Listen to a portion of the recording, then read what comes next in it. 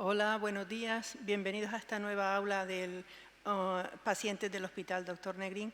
Mi nombre es Estrella Perdomo, soy doctora en enfermería por la Universidad de Jaén. Soy además responsable de la unidad de heridas complejas de atención primaria de Gran Canaria. Y hoy voy a hablarles de la calidad de vida o la disminución de la calidad de vida en pacientes con heridas. Cuando hablamos de heridas, vemos que indudablemente influye en la salud, la pérdida de la salud de esos pacientes. Pero fíjense lo que decía la Organización Mundial de la Salud en el año 1948, que la salud no es solo la ausencia de enfermedad, sino también el bienestar físico, mental y social de la persona. Más tarde, en 1994, la misma organización habla de que no solamente es lo anterior, sino además que la calidad de vida tiene que ver también con el lugar que tiene el paciente en su existencia, en su cultura, con sus valores, sus objetivos, sus expectativas, patrones y preocupaciones. Como ven, ya es un concepto bastante más amplio. Y así nos remontamos al 2019, que es la última vez que la Organización Mundial de la Salud se pronuncia sobre este concepto. Habla de que la calidad de vida de un paciente está en el centro de otros universos como son la familia, el trabajo, la salud, inclusive los amigos. Las enfermeras, cuando tratamos a un paciente, tratamos de ver no solo la lesión, vemos el paciente que está detrás de esa lesión. ¿Vale? Y cuando hablamos con un paciente, fíjense lo que esta paciente comenta. Dice que mi herida me impide tener una vida normal y yo solo quiero recuperar mi vida. Fíjense que en este comentario ella no habla ni de que me quiten la herida, ni de que se me quite el dolor por la herida, solo dice quiero recuperar mi calidad de vida. ¿Quiénes son los pacientes que tienen una merma sensible en su calidad de vida, que tienen lesiones, que tienen una merma sensible en esa calidad de vida?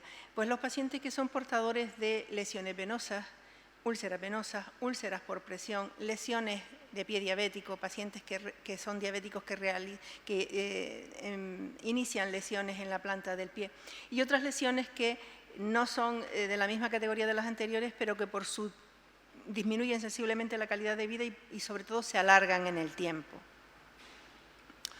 Vivir con una herida tiene enormes repercusiones físicas, repercusiones psicológicas, repercusiones sociales e incluso otras repercusiones como veremos familiares o económicas. Si vamos desglosando todas estas repercusiones, vemos como un paciente, en cuanto a las repercusiones físicas, vemos como un paciente que tiene una lesión crónico compleja que se alarga en el tiempo, va a manifestar sintomatología como dolor de diferentes calibres. Puede decir que es un dolor intenso, que le palpita, que es agobiante, que es fuerte. Puede tener otras sintomatologías, le pica alrededor de la lesión, tiene un aumento del exudado, es decir, ese líquido que segrega la herida, que le va erosionando alrededor de la lesión, que le huele mal, que le provoca más picor, que le quema, que le arde. Es indudablemente una serie de sintomatologías que le va a imponer al paciente una serie de restricciones físicas.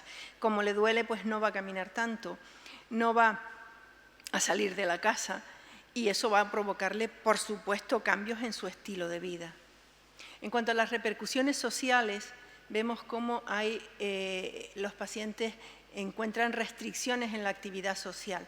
Pues pacientes que de repente dejan de tener que salir, tienen una vida con sus amigos, una vida social, salen, caminan, se reúnen con sus amigos, pero por la lesión dejan de hacerlo.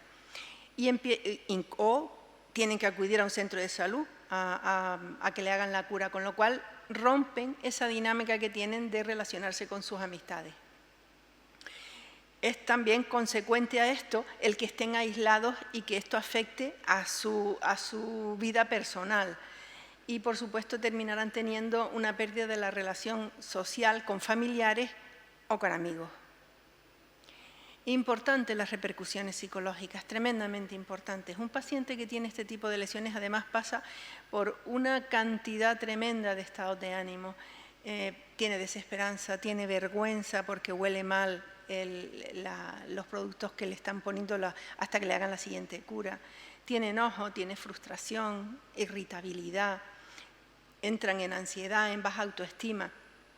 Eso hace que no confíen en el personal sanitario que los está tratando. Y otras repercusiones importantes, familiares.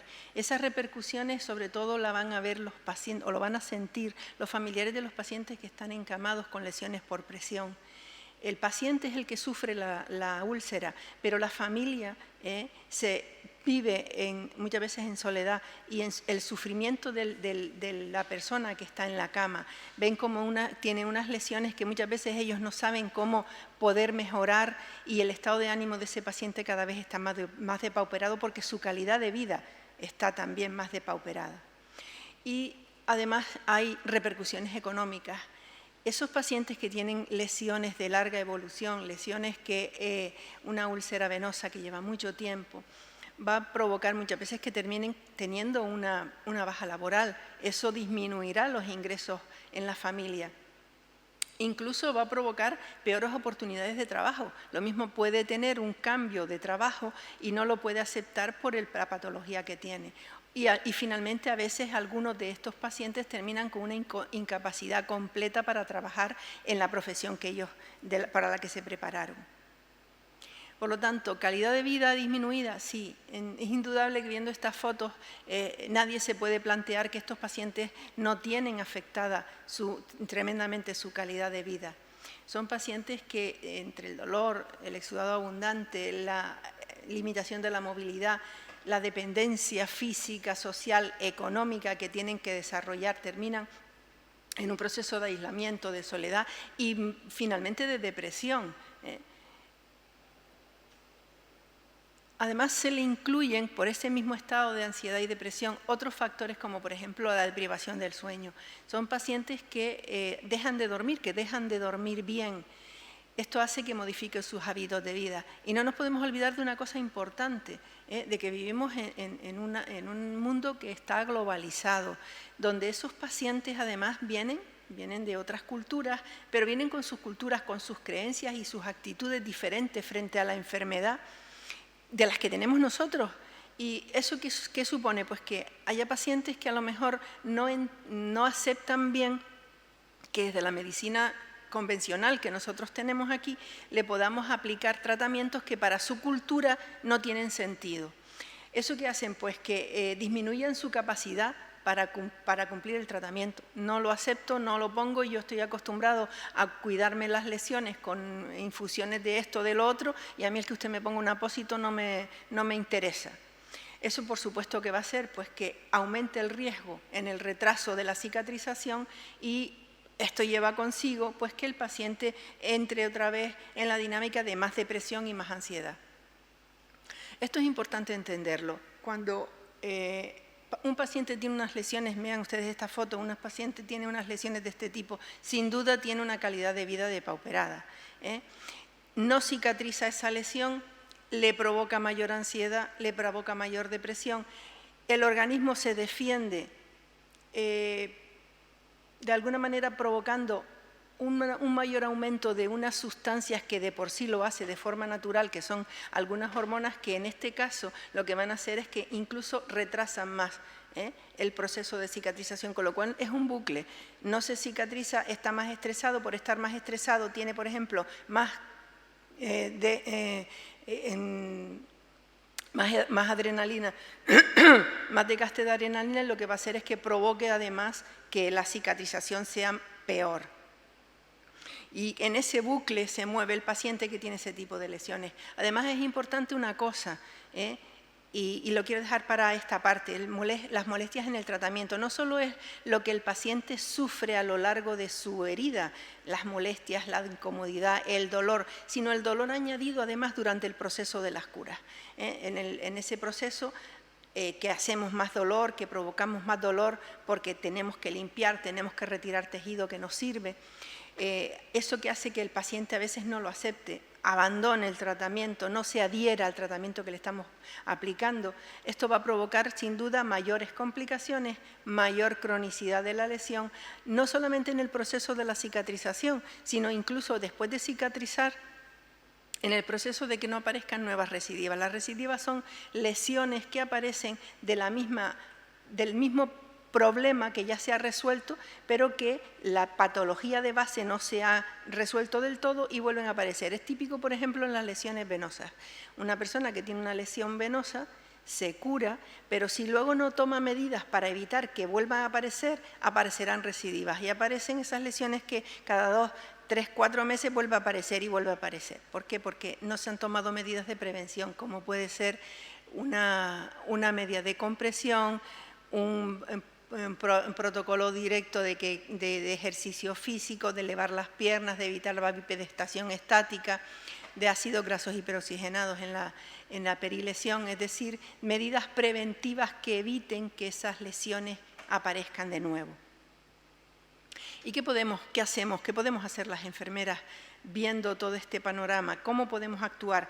Independientemente de la actuación que hagamos encima de la herida, en curar esa lesión, pues podemos hacer múltiples cosas. Primero, empezamos por la escucha activa. Hay que escuchar al paciente, escuchar lo que nos dice, atender lo que nos está diciendo. Hay pacientes con otras culturas que tienen que entender por qué tenemos que tomar decisiones con su herida, que no entiende, que no comprende porque en su cultura no la tienen. Pero además, pacientes que aún siendo de nuestra cultura, tienen que escuchar qué nos tienen que decir, que a lo mejor un apósito o un tratamiento que le estamos aplicando no le va, ellos consideran que no le va bien, escuchar lo que nos está diciendo. Por supuesto, proporcionarles apoyo emocional. Ya les he explicado que una de las áreas que más se afecta precisamente es el tema psicológico. Entonces, el apoyo emocional es fundamental desde la presencia, o sea, tenemos que estar presentes con el paciente, que nos sienta cercanos, que le proporcionemos seguridad en el tratamiento que estamos, porque eso hará que confíe, que se establezca una confianza, una relación de confianza con el profesional y acepte los cambios que el profesional pueda aplicarle en la lesión en un determinado momento. Inclusive técnicas que se pueden aplicar a las técnicas propias de la curación de la lesión. Técnicas como pueden ser indicarle que realice técnicas de relajación. Yo, por ejemplo, particularmente en mi consulta, cuando tengo pacientes a los que voy a someter sobre todo a lesiones, a tratamientos un poco más cruentos, como puede ser eliminar tejido que está desvitalizado, que tengo que recortar y tal, independientemente de aplicarle productos, intentar que le duela lo menos posible y para eso aplicamos productos, cremas que tienen anestésico, trato de, por ejemplo, pongo música muy bajita, con lo cual el paciente, eso sí, es musicoterapia y está reconocido como que disminuye la ansiedad y el estrés. Y hay algunos pacientes que incluso se han quedado hasta dormidos mientras se les realiza la cura, porque se han tranquilizado. Otras cosas que podemos utilizar, por ejemplo, es aromaterapia, es utilizar aromas diferentes, que pueden ser desde incienso a productos que dispersen productos de olor, que también ayudan a que el paciente disminuya el estrés, la ansiedad y el miedo al tratamiento que le vamos a proporcionar. Es decir, que son cosas que desde luego la enfermería tiene que tener muy en cuenta, de que el área de la calidad de vida del paciente está muy deteriorada y nosotros como enfermeras tenemos que hacer muchísimo más que solamente tratar la lesión que estamos cuidando y curando en ese momento. Y bueno, nada más, si alguien quiere hacer alguna pregunta, estaré encantada de responderle. Gracias por su atención.